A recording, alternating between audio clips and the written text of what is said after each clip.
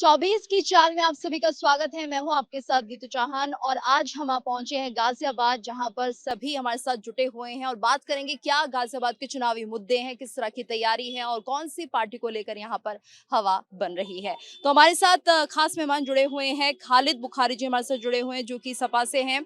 High चमन political analyst हमारे साथ जुड़े हुए हैं। जावेद खान जी जुड़े हैं, प्रवक्ता हैं बीजेपी से।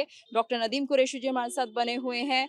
शौकत कुरैशी जी बीजेपी से वरिष्ठतम कार्यकर्ता है, वो हमारे साथ जुड़े हुए हैं। आशु अब्बासी जी जुड़े हुए हैं जो कि समाजवादी पार्टी से ताल्लुक रखते हैं। तो तमाम जो हमारे साथ ये लोग जुड़े हुए हैं, इनसे जानते हैं आखिर क्या कुछ काम हो रहा है। तो सबसे पहले हम बात करते हैं यहाँ पर, आपसे जानना चाहेंगे कि जिस तरह से गाजियाबाद के चुनावी मुद्दों की अगर हम बात करते हैं तो कौन से ऐसे मुद्दे जो छाए हुए हैं? बेरोजगारी, विकास। भारतीय जनता पार्टी की सरकार बने हुए 10 साल हो गए पूरे। एक अगर कोई कॉलेज बनाया हो गाजियाबाद के अंदर या कोई हॉस्पिटल बनाया हो, हम तो विकास के और बेरोजगारी के मुद्दों पर चुनाव लड़ रहे हैं। और यही हमारी डिमांड है, पब्लिक से अपील करते हैं कि आपने 10 साल के अंदर हिंदू मुसलमान गाय गोबर मंदिर मस्जिद के अलावा कुछ किया हो तो ठीक है, अगर विकास किया हो तो बता दें, एक भी काम बता दो योगी जी। ठीक है, 10 साल के विकास की बात तो करते ही हैं। आपसे हम जानना चाहेंगे, विकास नहीं होने की बात ये कह रहे हैं, तो क्या आपको लगता है कि कैसे लोगों को कन्विंस करेंगे? देखिए, हमारी सरकार में तो विकास ही विकास है। ये तो नहीं, लेकिन अगर किसी को विकास दिखेगा नहीं तो कहाँ है विकास? विकास दिख रहा, देखो ना गाजियाबाद ही देख लो।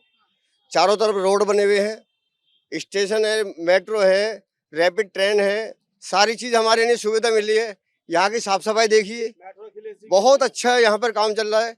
मोदी जी की योजना है, 81 योजनाएं हैं। हर किसी को मजहब देख कर नहीं दी जा रही, सबसे ज्यादा हमारे मुस्लिम भाइयों को दी जा रही है। जो बात है, घर मकान की योजना हो, सिलेंडरों की योजना हो, बेटी की शादी, बेटी की पढ़ाई से लेकर पैदा हो तक सारी योजना हमारी सरकार कर रही है। इसमें कुछ नहीं है, ना किसी विपक्ष को कोई नाम है इसमें। चलिए ठीक है, मुस्लिम बाहुल्य इलाका है ये और यहाँ पर जानते हैं कि और क्या कुछ काम हुआ इन 10 सालों में, बताइए। पहले तो मैं दिल से न्यूज़ इंडिया का तहे दिल से स्वागत करता हूं, अभिनंदन करता हूं। सबसे पहले मैं आपको ये बताना चाहता हूं कि हमारा जो प्रधानमंत्री जी और माननीय मुख्यमंत्री जी योगी का जो सपना है, वो सबका साथ, सबका विकास, सबका विश्वास, इसी के आधार पर हमारी सरकार बिना भेदभाव के चल रही है। हमारी सरकार हिंदू ना मुसलमान देख रही है और देश के हर कोने में आप चले जाइए, आपको विकास के अलावा कुछ और दिखाई ही नहीं देगा। अब जो नाबीना हैं, जो अंधे हैं, उनको विकास दिखाई नहीं देता है। विकास ये है कि जहाँ 4 घंटे का रास्ता है, वहाँ पौन घंटा 1 घंटे के अंदर आप पहुँच रहे हैं, तो ये विकास ही है। हम हमारी सरकार हमारी हमारी सरकार हमारी सरकार ने बिना भेदभाव के, बिना हिंदू मुसलमान के 2.5 लाख दिया है, तो मुसलमान को भी दिया है, हिंदू को भी। ठीक है, यानी आप कह रहे हैं कनेक्टिविटी बहुत बेहतर हो गई है, दिल्ली एनसीआर से कनेक्टेड है गाजियाबाद। हमारे साथ और भी लोग जुड़े हुए हैं। जी बताए, सुनिए पहले सुनिए। वो कह रहे हैं कनेक्टिविटी बेहतर हो गई है, पहले ऐसा नहीं था, जाम की स्थिति। अब आपको नहीं लगता कि राहत? नहीं, कोई राहत नहीं है। जाम की स्थिति जैसी थी वैसी है हमारे गाजियाबाद में। ठीक है, उसके साथ ही जो मोबाइल फोन पुलिस वालों को दे दिए ना, ट्रैफिक वालों को, वो ऐसे दे दिए है कि ये हमारा घर है यहाँ पे और यहाँ पुलिस बैठी रहती है पीछे। यहीं आकर के अगर हमारा चालान कट जाएगा तो हमें कौन सी सुविधा है? टोल की हमें सुविधा नहीं है। हमारे गाजियाबाद से आप कहीं टोल में क्या समस्या है? हमारे गाजियाबाद से आप कहीं निकलो, 20 किलोमीटर की दूरी पे ही हमें टोल देना पड़ता है। हमें लखवा जाना पड़ता है, 40 किलोमीटर है। 20 किलोमीटर जाते के साथ ही हमें टोल देना पड़ेगा 250 रुपए का। बताइए हमें क्या सुविधा? ठीक है, और क्या समस्या है? देश को लूटने का विकास किया है, जनता लुट रही है, लूटा जा रहा है देश में। एजुकेशन के नाम पे कोई मुद्दा नहीं है इनके पास, सिर्फ बातें हैं। एजुकेशन में तो बदलाव करने की बात कही जा रही है। सिर्फ बातें की जा रही हैं, लिखित में किया जा रहा है, हो कुछ नहीं रहा। ठीक है, गाजियाबाद के आप स्कूल। चलिए ठीक है, आप क्या चाहते हैं? आप हम ये चाहते हैं जातिवाद की राजनीति बंद होनी चाहिए।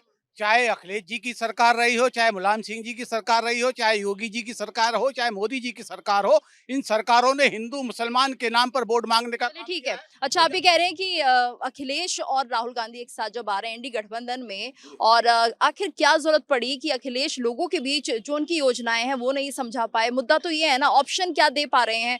ना तो कांग्रेस ना समाजवादी पार्टी, कुछ तो बताइए। ऑप्शन नहीं है, जनता का बेवकूफ बनाने का काम कर रहे हैं। जहाँ मुस्लिम बहुल क्षेत्र में आप लोग खड़े हैं, यहाँ आए हैं, यहाँ सबसे बड़ी समस्या ये है कि एक मुसलमान हो कोई मर जाता है, उसकी कब्र खोदते हैं, उसमें 10-10, 12-12 मुर्दों की हड्डियां पहले निकलती हैं और उन हड्डियों को एक तरफ दबाकर अंतिम संस्कार करने अच्छा तक ये की जगह बताइए नहीं है। जनता यहाँ मुसलमानों सुनिए को सुनिए नमाज पढ़ने की जगह नहीं है। जी, जनता बेवकूफ तो नहीं है, 2 बार से जिताया है जब। जा रही जनता को डरा के, हिंदू मुसलमान का खौफ दिखाकर, मुसलमान को हिंदू से लड़ाकर, ये भारतीय जनता पार्टी हिंदुओं को डरा किस के तरह का भड़का रही खौफ है। लग रहा है, किस तरह का डर है?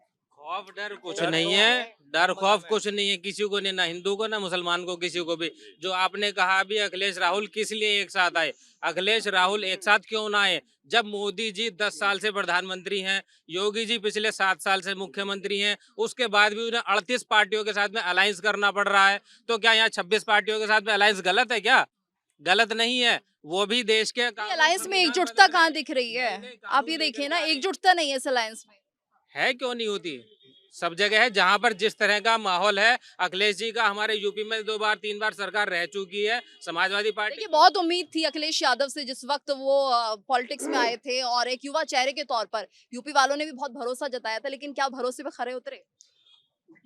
जितना भी गाजियाबाद के अंदर काम हुआ ना, विकास हुआ है, अभी अंधभक्तों की आंखें नहीं खुली हैं, ज्यादातर तो खुल गई है लोगों की।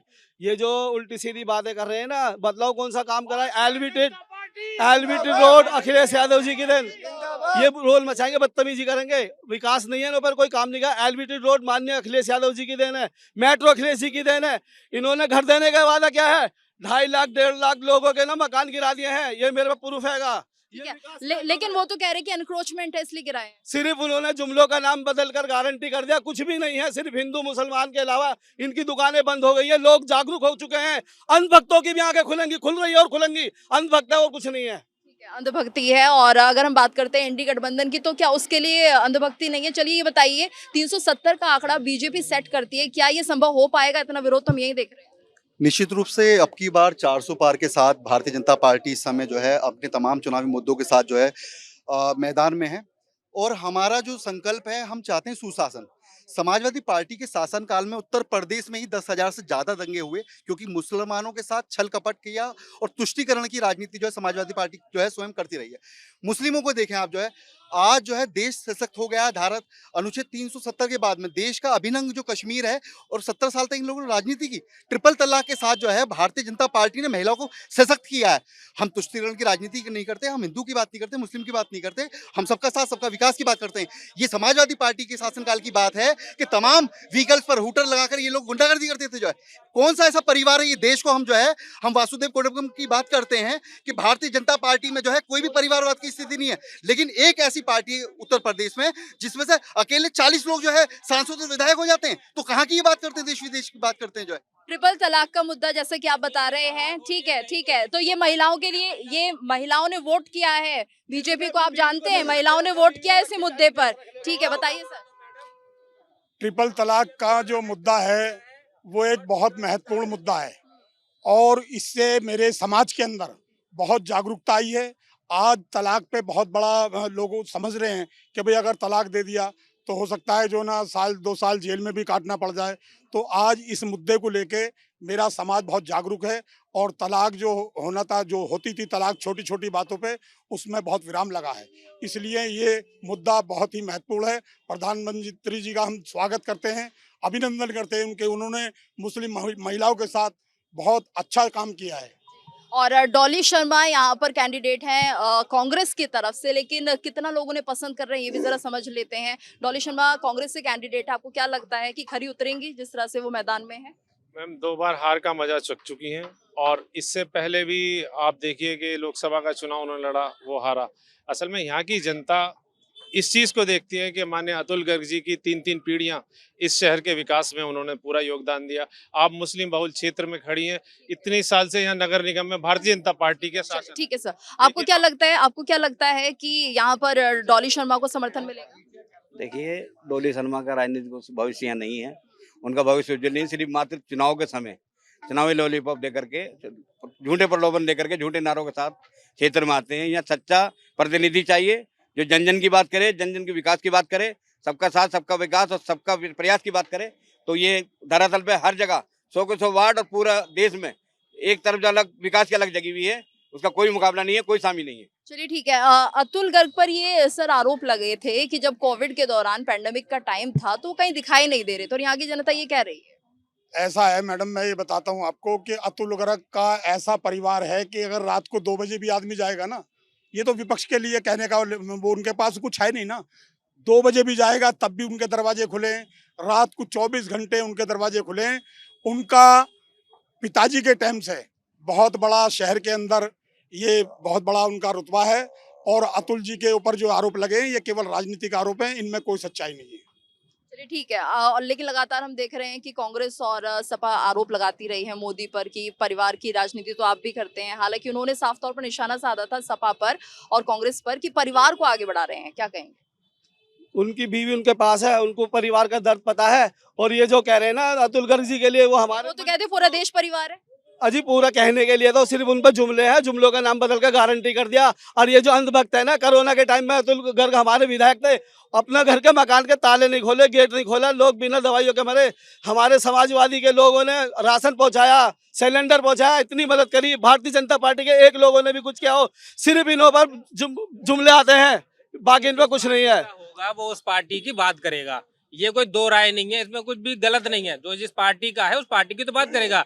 ये अतुल गर्ग जी स्वास्थ्य मंत्री थे उस टाइम कोरोना काल में, इनके घर से ये निकले ही नहीं, अपने निकले ही नहीं, निराधार नहीं है, बिल्कुल सच्चा आरोप है। अच्छा चलिए ठीक है। जनता को कैसे समझाएंगे? जनता को कैसे समझाएंगे? हाँ नहीं ठीक है, ठीक है, ये समझना चाह रहे हैं जनता को कि आप कैसे समझाएंगे, जनता के बीच समझाएंगे कैसे उन्हें? देखिए, चाहे अतुल गर्ग जी हों चाहे डॉली शर्मा जी हों, ये लोग सिर्फ चुनाव के टाइम पर नजर आते हैं। 5 साल से कहाँ थी डॉली शर्मा जी? 5 साल से कैला भट्टा की याद नहीं आई, इन लोगों की याद नहीं आई। चुनाव लड़ती हैं और गायब हो जाती हैं। यहाँ तो आज से 91 से लेकर इस क्षेत्र के लोगों को ठगा जा रहा है। जो भारतीय जनता पार्टी को गाली बक्के वोट मांगते हैं वो नेता बन जाते हैं और मुसलमान दुश्मन बन जाता है और वो भारतीय जनता पार्टी की गोद में जाकर बैठ जाते हैं। जितने लोग 1991 से अब तक चुनाव लड़े, चाहे वो सुदन रावत जी हों, चाहे केसी त्यागी जी हों, चाहे राजपाल त्यागी जी हों, चाहे अन्य कोई लोग हों, वो सब भारतीय जनता पार्टी के नारे लगाते हुए आज नजर आते हैं। इन मुसलमानों के साथ ठगने का काम किया है। मैं कहता हूँ विकास के नाम पे वोट मांगिए, काम के नाम पे वोट मांगिए, काम करने के नाम पे वोट मांगिए। हिंदू मुसलमान की बात मत कीजिए कि हम ये करेंगे वो करेंगे और 5 साल के लिए गायब हो जाएंगे। तो इसलिए जनता को बेवकूफ बनाना ये लोग छोड़ दें, चाहे वो गठबंधन के लोग हों चाहे भारतीय जनता पार्टी के लोग हों। भ्रष्टाचार भी एक मुद्दा है, भ्रष्टाचार भी इस वक्त एक बड़ा मुद्दा है जिसको लेकर देश में आवाज उठाई जा रही है। लेकिन वहीं आम आदमी पार्टी आरोप लगाती है सब कुछ बीजेपी कर रही है, ईडी सीबीआई से करवा रही है, इसको कैसे?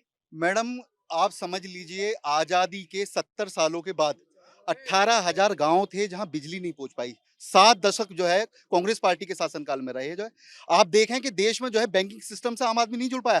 49 करोड़ 49 करोड़ जो है अकाउंट जनधन योजना के तहत खोले गए। जो है आप देखें कि लोग जो है गाजियाबाद सहित पूरे देश में जो है स्वास्थ्य सेवाएं उपलब्ध नहीं थी। आज जो है आप आयुष्मान योजना के तहत जो है 5 लाख रुपए तक का इलाज करा सकते हैं। और रही बात कैलावट्टा मुस्लिम बहुल क्षेत्र की, तो आप देखें इंटर कॉलेज जो है चमन कॉलोनी में किसने दिया?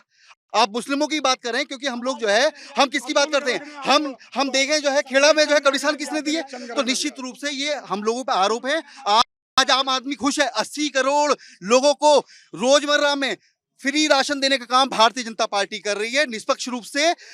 समाजवादी पार्टी और कांग्रेस पार्टी इन्होंने कुछ नहीं करा। एनआरएचएम घोटाला हुआ, कोयला घोटाला हुआ और तमाम। देखिए भ्रष्टाचार की बात कही जा रही है और ये भी कह रहे हैं जब यूपी में मुलायम सरकार थी उस वक्त भी आप देखिए कितना यहाँ पर जो लॉ एंड ऑर्डर था वो सही नहीं था। हालांकि लोग अब खुश नजर आ रहे हैं। मैडम, कंगना रनावत तो कह रही देश भी अभी आजाद हुआ, इससे पहले देश भी आजाद नहीं हुआ। भारतीय जनता पार्टी के लोगों को आप किस किस बात का यकीन करें? जो अखिलेश जी ने काम किए हैं उनका ये फीता काट कर स्वागत कर रहे हैं, उसका वो कर रहे हैं कि हमने काम करे। तो इनकी हर बात झूठी है, सिर्फ जुमले हैं, दिखावा है, इन्हों पे कुछ नहीं है। सिर्फ हिंदू मुसलमान की राजनीति करते हैं। इस चीज के ऊपर आपको नहीं लगता अखिलेश अच्छा नेता बन सकते थे, लेकिन वो कई परिवार की राजनीति में फंस गए। पारिवारिक राजनीति जो थी वो कहीं ना कहीं उन्हें खत्म कर गई। मैडम जी, आपको शायद पता ना हो या पता हो, अमित शाह का बेटा क्या है, उनने क्या बना दिया, उसे क्या था? आप कुछ आपकी नॉलेज में तो होगा शायद। ऐसा कुछ नहीं है, हमारे यहाँ कुछ नहीं है। हमारे लेकिन जनता क्यों विश्वास कर रही है बताइए आप? जनता विश्वास नहीं कर रही। ये खामिखा ये अखिलेश जी ने वो गठबंधन ना किया होता तो जनता गुमराह नहीं हो रही। जनता पे विकल्प नहीं है और ये सारी पार्टी अलग अलग लड़ रही होती है। 3 ही उम्मीदवार है, सपा ये कांग्रेस की उम्मीदवार है, भाजपा के उम्मीदवार हैं और बसपा के उम्मीदवार हैं। यहाँ काश कोई और उम्मीदवार होता तो जनता इन तीनों पार्टियों को सबक सिखाने का काम करती। तो इसे मजबूरी है जनता की, जनता गुमराह हो रही है, जनता मोदी जी के खिलाफ वोट देने का काम कर रही है यहाँ पे, और कुछ नहीं है। किसी समय में ये कहा जाता था जनता जनार्दन होती है, जनता सब कुछ समझती है, और आज जनता गुमराह हो रही है। ये अपने आप में काफी बड़ा प्रश्न है कि जनता गुमराह करने की कुव्वत बीजेपी में कैसे आ गई, बाकी दल क्यों नहीं ऐसा कर पा रहे हैं? कहीं कोई गुमराह नहीं हो रहा। मैंने अभी भी पीछे आपको बताया, गुमराह कोई नहीं है। अभी तो ये है कि हाँ जी, जो आप जिसको पसंद करते हैं आप उसी के पास जाएंगे, आप पसंद करने वाले के पास में जाएंगे, ऐसे किसी के पास नहीं चले जाएंगे। भ्रष्टाचार की आपने बात करी, भ्रष्टाचार की सबसे बड़ी वॉशिंग मशीन तो मोदी जी ने चला दी पिछले 2 साल से। जितने भी भ्रष्टाचारी थे, चाहे वो किसी भी पार्टी के रहे हों, चाहे कहीं के भी रहे हों, यूपी के पूरे देश के सारे भ्रष्टाचारी जो बड़े बड़े थे, जिनका मोदी जी नाम लेके भ्रष्टाचारी कहते थे, वो सब भाजपा के अंदर आ गए। वो जो वॉशिंग मशीन चली है वो देखिए आप, क्यों चलाई वो वॉशिंग मशीन, क्यों चलाई, क्यों बम्बई के, महाराष्ट्र के, क्यों बंगाल के, क्यों जहाँ के, यूपी के, ठीक है, दिल्ली के। महबूबा मुफ्ती की पार्टी घोषणा पत्र जारी करते हैं, उसमें कहते हैं 370 को हम फिर से कायम कर देंगे। इस बात से कितना इत्तेफाक आप रखते हैं कि ऐसा होना चाहिए? जो अब अमन है कश्मीर में, क्या वो फिर से खत्म नहीं हो जाएगा? लद्दाख में जो व्यक्ति है, सबसे फेमस व्यक्ति लद्दाख के, वो 21 दिन तक अनशन करके अपने अनशन को खुद ही तोड़ करके बैठ गए। क्यों नहीं सुनी कि उनकी बात? लद्दाख में उन्होंने भी भाजपा का सपोर्ट किया था कि हाँ जी, जो लद्दाख में मेरे प्रधानमंत्री जी ने हमें दिया है वो बहुत बढ़िया दे दिया। उसके कुछ समय बाद 21 दिन तक वो व्यक्ति धरने पे बैठता है, भरी ठंड में, -डिग्री में, और वो अपना अनशन तोड़ करके चला जाता है। बताइए क्या दिया लद्दाख को? 370 अगर फिर से लागू होगा फिर क्या कहेंगे? उससे क्या मतलब है जी, वहाँ तो अमन कायम है, वहाँ तो कोई दिक्कत नहीं है, वो तो रहना चाहिए, बरकरार रहना चाहिए। नहीं, धारा अनुच्छेद 370 हटने के बाद में राहुल गांधी जी लाल चौक पहुंचते हैं, लेकिन सवाल ये उठता है कि इन लोगों ने पत्थरबाजों से क्यों नहीं मुकाबला करा, इन्होंने अमन चैन क्यों नहीं कायम करा। आज माननीय मोदी जी की अगुवाई में चूंकि देश में जो है परिवर्तन आ रहा है, निश्चित रूप से हम लोग नोटिस करते हैं कि 70 साल में दाढ़ी और टोपी वाले की क्या हैसियत थी। दाढ़ी और टोपी वाला आतंकवादी माना जाता था। माननीय मोदी जी की अगुवाई में आज मुसलमान पूरे देश में जो है बहुत चौड़े मन से, खुले मन से जो जिंदगी जीवन यापन कर रहा है, और बात करते हैं ये लोग हमारे हित की बात करते हैं। अच्छा, मुस्लिम महिलाओं के लिए भी बहुत काम हुआ है, बहुत कानून बने हैं, क्या लगते हैं कितना सपोर्ट इस वक्त मुस्लिम महिलाओं का मिल रहा है बीजेपी को? में हजारों निर्दोष मारे जाते थे। जब से हमारी सरकार बनी है, एक ही कोई घटना बता दे पूरे भारत में लोहा तो मान चुकी है पूरी दुनिया। मोदी जी का डंका है पूरी दुनिया के अंदर। चलिए ठीक है, मेरा सवाल ये है कि मुस्लिम महिलाओं के लिए बहुत काम हुआ है, तो और कहीं ना कहीं सपोर्ट मिल रहा है मुस्लिम महिलाओं की तरफ से। हम भी लगातार फील्ड में जो पहुंचते हैं तो हम देखते हैं कि कहीं ना कहीं ये सपोर्ट बीजेपी की तरफ है, मोदी की तरफ है, तो ऐसा क्या है? बेटी जब से पैदा होती है, बेटी पैदा होने से लेके और पढ़ाई से लेके सारी जिम्मेदारी मोदी जी की। आज के टाइम में सारी जिम्मेदारी, सारे काम बढ़िया हो रहे, सब मुस्लिम खुश हैं। बहुत अच्छी तरह से पोलिंग होगा और 400 पार जा रही है। इस चीज से विपक्ष जो घबराया हुआ है। ठीक है, समाजवादी पार्टी के लिए क्या कहेंगे? क्या मुस्लिम वोट बैंक अब खिसक रहा है उनका? मुस्लिम वोट कहीं नहीं खिसक रहा है, एक तरफा वोट डोली शर्मा को जाएंगे, इंडिया गठबंधन को जाएंगे। और ये बोल रहे हैं बेटी सुरक्षित है। सबसे ज्यादा बलात्कार इस सरकार में हो रहे हैं, सबसे ज्यादा बलात्कार हो रहे हैं। सिर्फ बलात्कारियों को बचाया जा रहा है, वॉशिंग मशीन में डाल दो। डकैतों को जितने इन्होंने घोटाले करे हैं उन्हें ये बोलना चाहेंगे। कहीं गुंडाराज नहीं है, मस्जिदों को टारगेट कर रहे हैं, ये दिखाई नहीं दे रहा है इन्हें। कहीं मस्जिद दिखती है वहाँ टारगेट करते हैं। मस्जिदों में नमाज पहले नहीं होती थी और प्रतिबंध लगा दिया मस्जिदों को देखकर। ये अंधभक्त है, अंधभक्त इन लोगों की आंखें नहीं खुली, अभी अंधभक्त तो रह गए थोड़े बहुत। सबसे ज्यादा गुंडे भारतीय जनता पार्टी में है। जब भारतीय जनता पार्टी ने स्वर्गीय आदरणीय पूर्व मुख्यमंत्री जी कल्याण सिंह जी को पार्टी से निकाल दिया था, साक्षी महाराज जी को पार्टी से निकाल दिया था, जिन पे भारतीय जनता पार्टी के नेता थे ये, और इन पे आरोप था कि इन्होंने बाबरी मस्जिद शहीद की और कराई। उन लोगों को अखिलेश यादव जी के पिताजी ने गले लगाने का काम किया था। जब कहाँ गई थी इनके इंसानियत? जब कहाँ गए थे ये सेकुलर लोग? जब इन्होंने भारतीय जनता पार्टी के लोगों को गले लगाने का काम किया, बाबरी मस्जिद के हथियारों को गले लगाने का काम किया कि वो चुनाव में मुसलमानों की याद आती है। बाबरी मस्जिद के हत्यारे कौन थे? कल्याण सिंह जी, साक्षी महाराज जी वो आरोपी थे, उन पे कोर्ट में मुकदमा चला। उनको जब वो आरोपी थे उस टाइम पे समाजवादी पार्टी के राष्ट्रीय अध्यक्ष जी मुलायम सिंह यादव जी ने गले लगाकर उन्हें उनके बेटे को मंत्री बनाने का काम किया। ये किस तरह के मैसेज गया समाज में? ये मैसेज जो गया वो समाज में किस तरह से गया? इससे नुकसान हुआ क्या अभी समाजवादी पार्टी? माननीय मुलायम सिंह जी ने मस्जिद की रक्षा करी, ये तो अंधभक्त है उल्टी। और मंदिर का क्या? लोग तो ये पूछते हैं मंदिर का क्या किया? है जी, मंदिर के लिए क्या किया? मंदिर भी बचा लिया, मस्जिद बचा ली, उसकी हिफाजत करके। अब इन्होंने क्या काम करा आप देख रहे हो, सिर्फ देश को ना लूटने का काम करा, बकवास करते हैं, अंधभक्त हैं। मैडम मैं एक बात कहना चाहता हूँ, महिलाओं इतनी खुश हैं कि जो समाजवादी कांग्रेस के जो नेता है ना, इनकी जो महिला है ना घरवाली, वो भी सब भारतीय जनता पार्टी को वोट दे रही है। पहले जब महिला जावे थी तो चैन तोड़ लेवे थे, आज वो लुटेरे खत्म हो गए मोदी जी की सरकार में, सारे लुटेरे खत्म हो गए। महिला समाजवादी सरेआम की जाती सरकार है। में, मैडम समाजवादी की सरकार में गुंडा ये कहता था मैं हूँ बाहुबली, बाहुबली। आज कोई ये कहने वाला नहीं है कि मैं गुंडा हूँ या बाहुबली हूँ। कोई नहीं कह सकता। समाजवादी पार्टी की शासन काल में तमाम यहाँ लोग बैठे हुए हैं, तमाम थानों के जो है नीलामियां होती थी, थाने बिकते थे जो है उस समय में जो है। आज जो है आप देखें कि गाजियाबाद सहित पूरे उत्तर प्रदेश में, पूरे देश में आज महिलाएं इतनी निर्भीक हो गई कि रात को 11 बजे भी अकेली चल सकती है। कारण है मोदी जी और योगी जी ने मिलकर देश को एक सौहार्दपूर्ण सुरक्षित माहौल दिया है। इनकी गुंडागर्दी समाप्त हुई है। मैडम इस्लाम नगर कैला भट्टा में 100 गुंडे थे, इस्लाम नगर कैला भट्टा में 100 गुंडे थे। आज कोई गुंडा ये कहने को तैयार नहीं कि मैं गुंडा हूँ। कोई उत्तर प्रदेश के अंदर कोई बाहुबली, कोई गुंडा ये नहीं कह सकता कि मैं गुंडा हूँ। कहता मैं तो जो शरीफ आदमी। ये भारतीय जनता पार्टी के करनी। मणिपुर आपको ध्यान होगा, मणिपुर में हमारी बहन नंगी हुई, भारतीय जनता पार्टी अंधी होगी। प्रधानमंत्री जी के पास और जगह जाने का समय है, आज तक गए बोले, आज तक जुबान बंद हो जाती है। कितनी लूट हो रही है यहाँ पे। आज हमारे कैला भट्टे में हमारे प्रशासन बिल्कुल शांत बैठा था।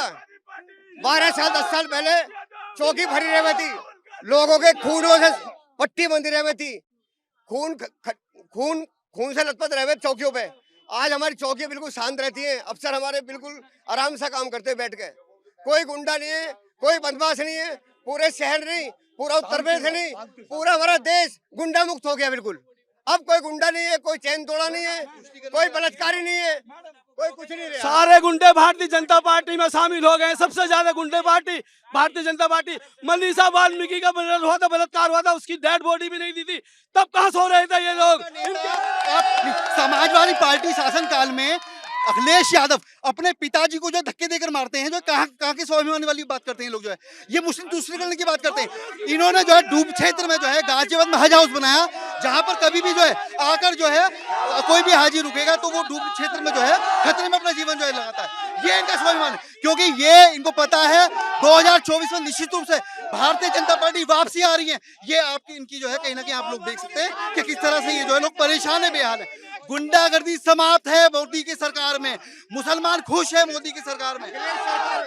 मॉम ब्लीचिंग के नाम भारतीय जनता पार्टी, भारतीय जनता पार्टी,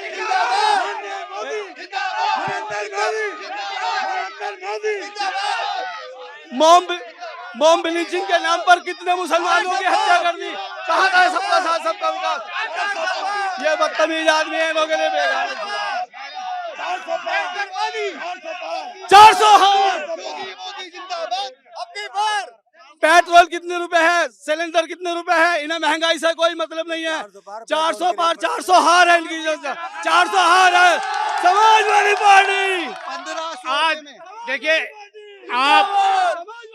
आज आप जिस जगह खड़ी हैं वहाँ प्रॉपर्टी का रेट चेक करिए कि आज 10 साल पहले क्या था प्रॉपर्टी का रेट। आज देखिए, अगर ये महंगाई की बात करते हैं, अगर महिलाओं की बात करते हैं, चाहे वो टॉयलेट की योजना हो, गैस सिलेंडर की योजना हो, या राशन कार्ड में मुखिया बनाने की योजना हो, या सांसद में 33% आरक्षण देने की योजना हो, माननीय मोदी जी ने महिलाओं का सम्मान किया है। आज पूरी मुस्लिम महिलाएं, आप देखना मुस्लिम महिलाएं सिर्फ भारतीय जनता पार्टी को वोट करें। बहुत बहुत धन्यवाद आप सभी का हमारे साथ इस बातचीत के लिए। और आप देख सकते हैं, अंदाजा लगा सकते हैं कि 24 की चाल का रुख क्या होगा। कैमरा पर्सन सचिन के साथ मैं गीतू चौहान, न्यूज़ इंडिया के लिए गाजियाबाद से।